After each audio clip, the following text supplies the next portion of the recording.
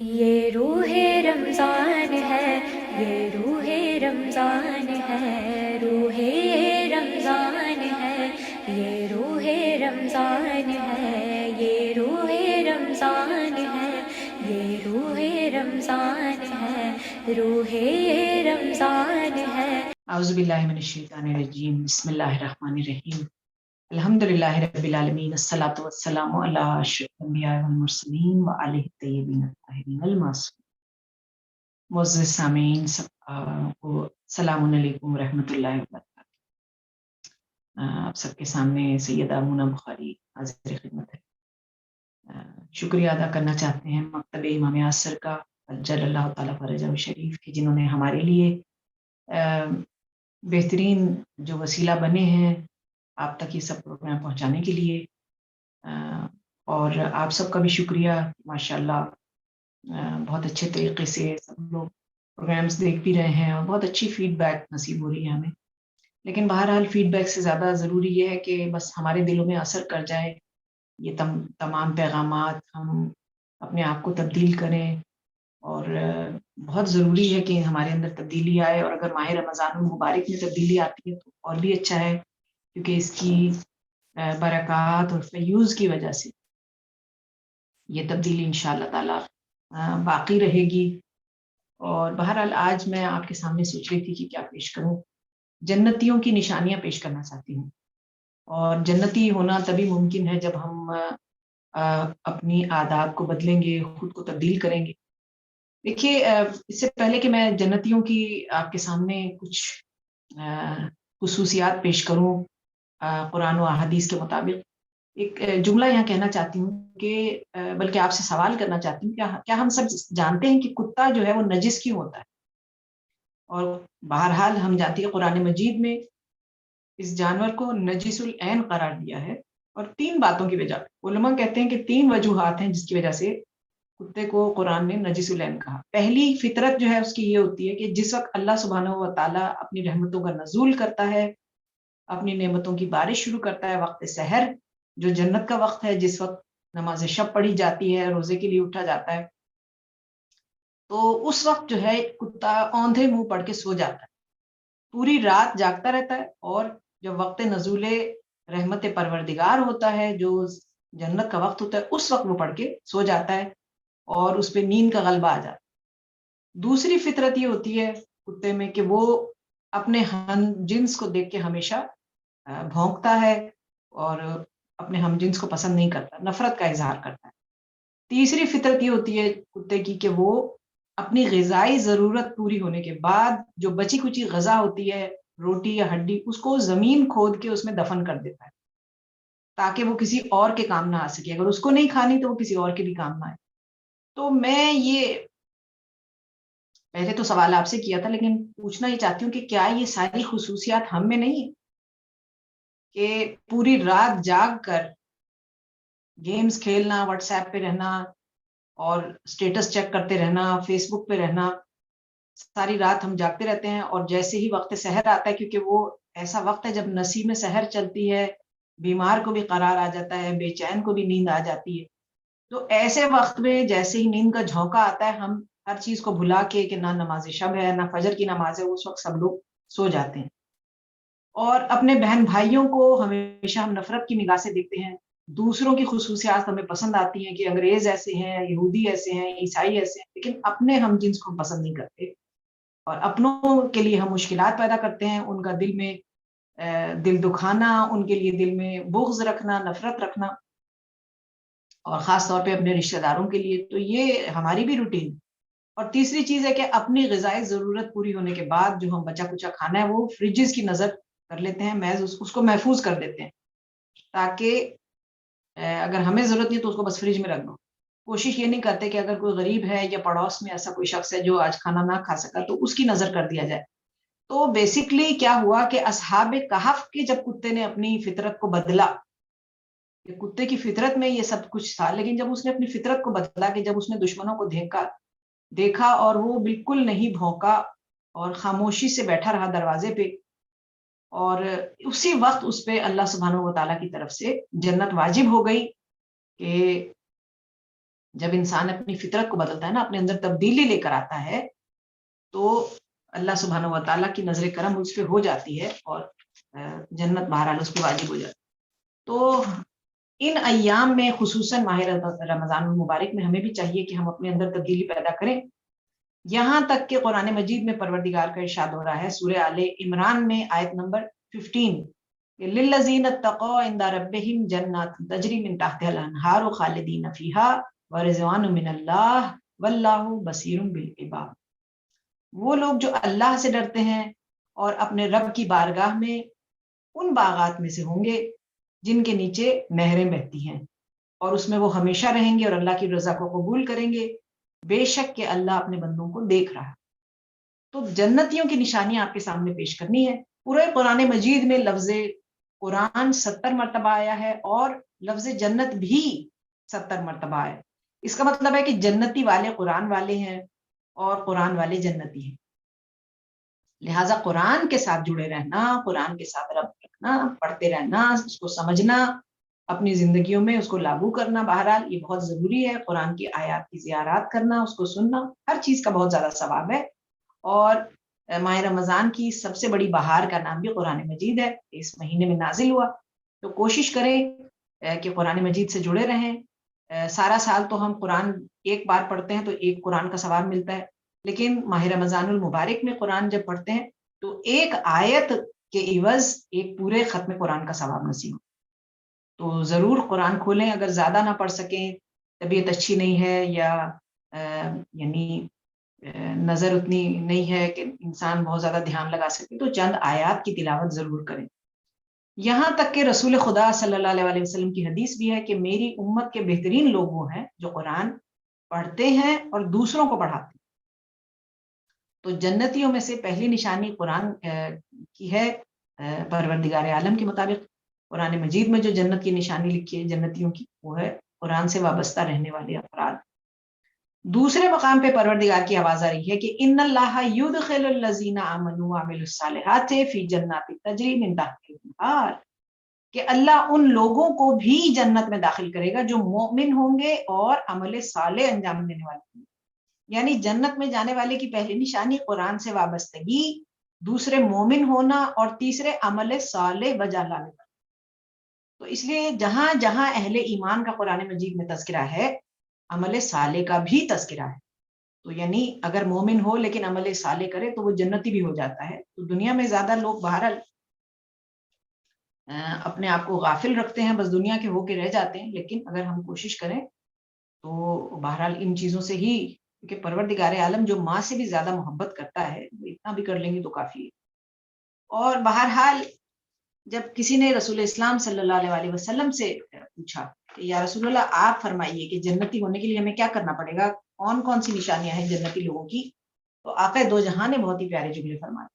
پہلی چیز جو فرمائی کہ علامات و اہل الجنہ سبقہ، فرماتے ہیں کہ جنتی کے لیے 7 نشانیاں ہیں، جیسے سورہ الحمد کی آیات 7 ہیں، زمین بھی 7 ہیں، آسمان 7 ہیں، ہفتے کے دن بھی 7 ہیں، رنگ بھی 7 ہیں، بہت سی چیزیں 7 ہیں۔ تو 7 کا جو عدد ہے بہت زیادہ امپورٹنٹ ہے۔ تو پھر فرمایا کہ جنتی ہونے کے لیے بھی 7 نشانیاں ہیں۔ پہلی چیز رسول خدا فرماتے ہیں کہ جنتی جو ہوتا ہے وہ وجہ من باسط، کہ ہمیشہ اس کا چہرہ مسکراتا رہتا ہے۔ جنتی جو ہے وہ مسکراتا رہتا ہے، اس کو بہرحال ایسا ہوتا ہے کہ ماہ رمضان ہے، روزے سے ہیں اور بھوک لگ رہی ہے، برداشت نہیں ہے، غصہ آ رہا ہے، تو چہرے پہ مسکراہٹ نہیں ہوتی، تو افراد بعض اوقات تنگ آ کے کہتے ہیں خدایا آپ تو روزہ نہیں رکھا کریں، ہم بد اخلاق ہو جاتے ہیں۔ تو نہیں، ہمیشہ مسکراتے رہیں۔ کہ علی مرتضیٰ علیہ الصلوۃ والسلام کی عادت تھی کہ جنگ کا بھی موقع ہے اور گھمسان کا رنگ پڑا ہے، لوگ مر رہے ہیں، بھاگ رہے ہیں، لیکن علی مرتضیٰ مسکرا رہے ہیں، کیونکہ موت سے تو ڈر لگتا ہی نہیں ہے۔ تو یہاں تک کہ جو قاتل امیر المؤمنین ہے، جب اس کے کانوں میں آواز آئی 21 رمضان کی صبح کے حضرت علی مرتضیٰ کو شہید کر دیا گیا، تو قاتل تھا، اس کے باوجود اس کے منہ سے نکلا کہ رحم اللہ ابا الحسن انہ کانا حشن بشا، کہ اللہ رحمت نازل کرے ابو الحسن پہ کہ ہمیشہ مسکراتے رہتے۔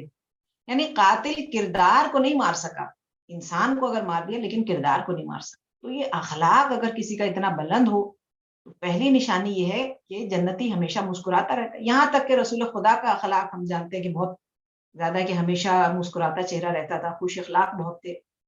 اور خود فرماتے ہیں، رسول خدا کی حدیث ہے کہ خوش اخلاقی گناہوں کو ایسے پگھلا دیتی ہے جیسے برف کو جو ہے وہ دھوپ پگھلا دیتی ہے.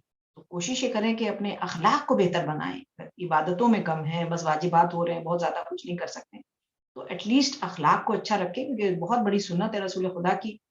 اور یہاں تک کہ خود ہی فرماتے ہیں کہ میں تمہیں نماز روزے کے لیے اور باقی عبادات اور یہ چیزیں بتانے کے لیے نہیں آیا ہوں، یہ بھی اسلام کا حصہ ہے، لیکن میں تمہارے اخلاق بہتر کرانے کے لیے بھیجا گیا ہوں.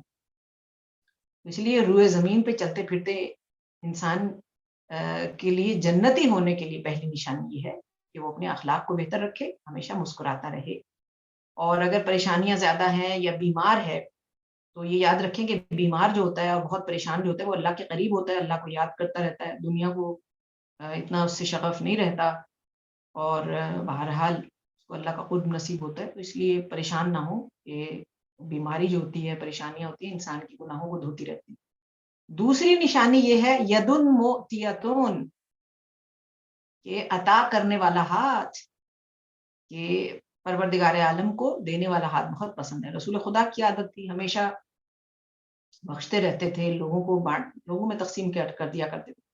یہاں تک کہ ایک مرتبہ بہت زیادہ جب مکے میں قحط پڑا اور بہت زیادہ خشک سالی تھی، تو آپ کی آنکھوں میں آنسو دیکھے جناب خدیجہ الکبریٰ نے سلام اللہ علیہ پوچھا، یا رسول اللہ کیا بات ہے؟ کہا کہ مکے کی جو عمرا ہیں ان کے پاس تو کھانے کو ہے، لیکن مساکین کے پاس، مفلسوں کے پاس کچھ بھی نہیں ہے، بھوک سے بہت بری حالت ہے، بچے ان کے رو رہے ہیں. تو بی بی نے فرمایا کہ اس بار جو میرا مال تجارت واپس آئے گا تو آپ سارا کا سارا جو مفلسین مکہ ہیں ان میں تقسیم کر دیجیے.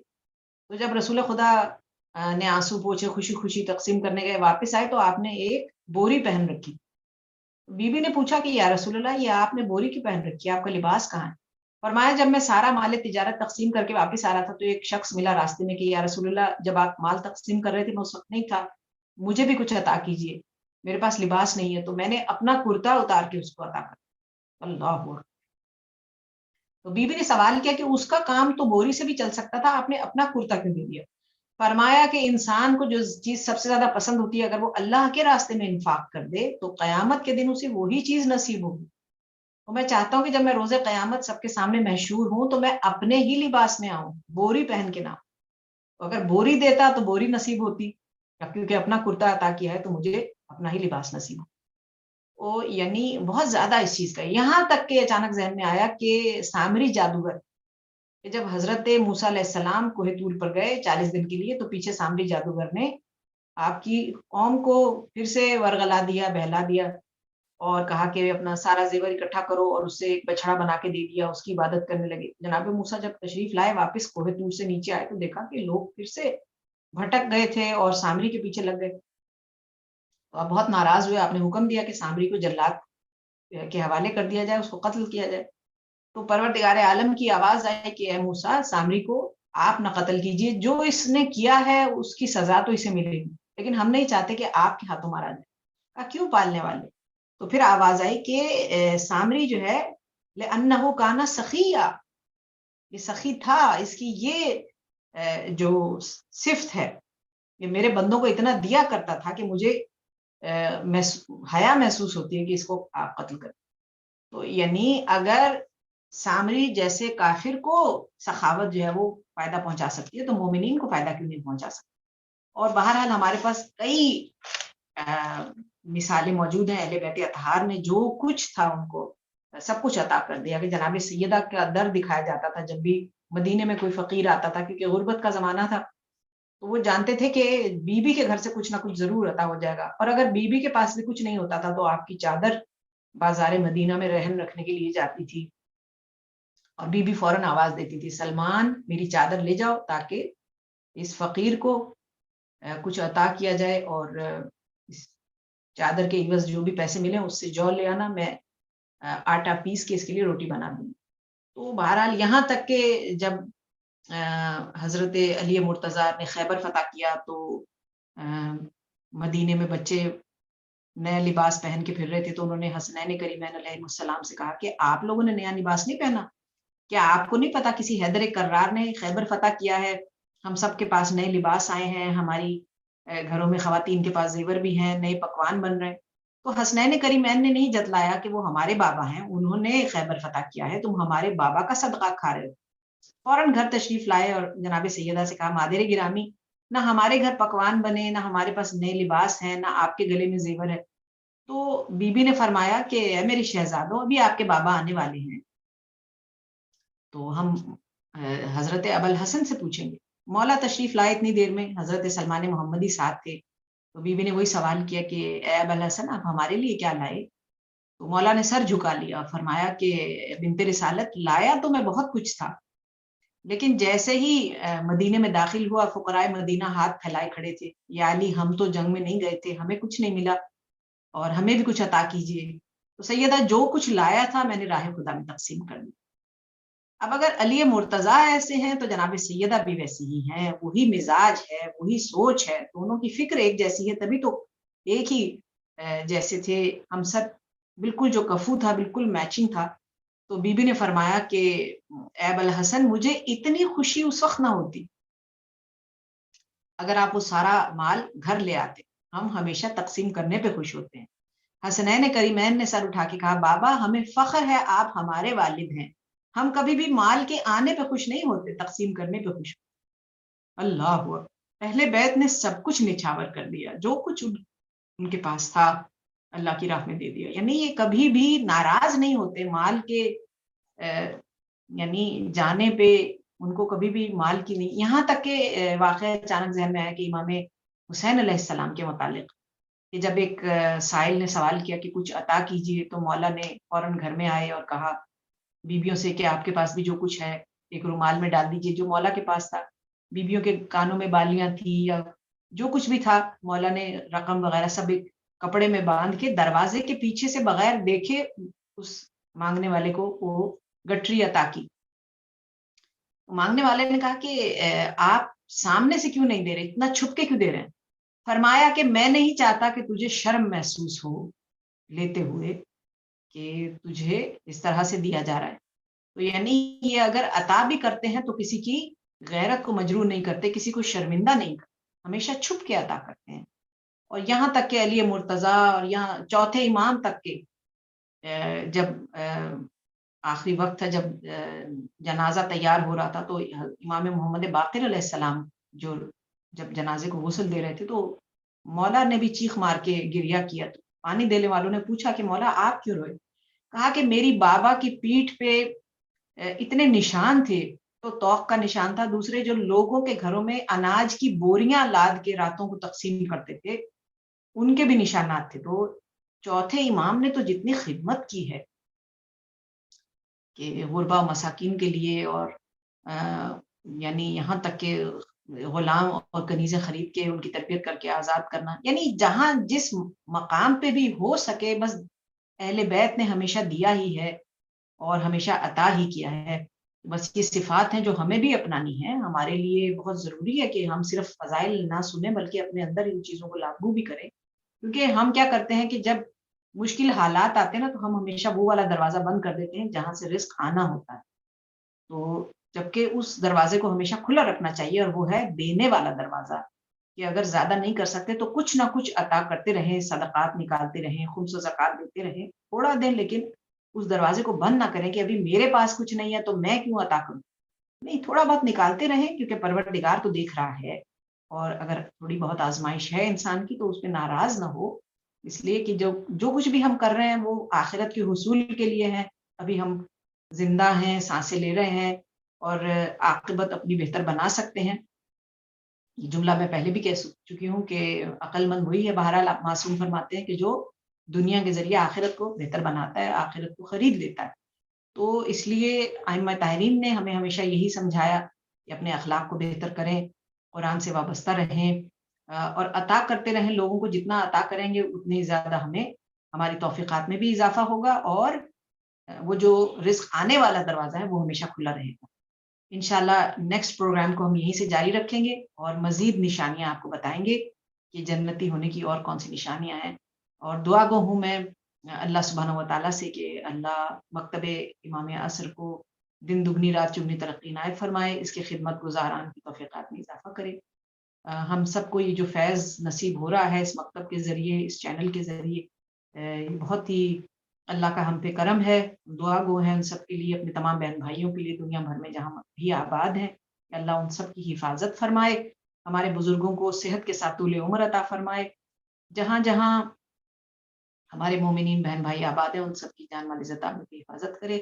جس گھر سے بزرگوں کا سایہ اٹھ گیا، اللہ سبحانہ و تعالیٰ ہماری عبادات کو ان کی قبر میں توشہ آخرت بنا کے ان تک بھی ہم ایصال کرنا چاہتے ہیں ان تک بھی پہنچے اور ان کی قبروں کو منور کرے۔ جس گھر میں اولاد نہیں ہے اس گھر میں صالح اولاد عطا کرے۔ چہارد معصومین کی ہم سب کو تائید نصیب رہے اور اپنے بارے میں آقا کا ظہور اس سال ہم سب کو دیکھنا نصیب۔ اپنا خیال رکھیے گا۔ وآخر دعوانا ان الحمد للہ رب العالمین، والسلام علیکم ورحمۃ اللہ وبرکاتہ۔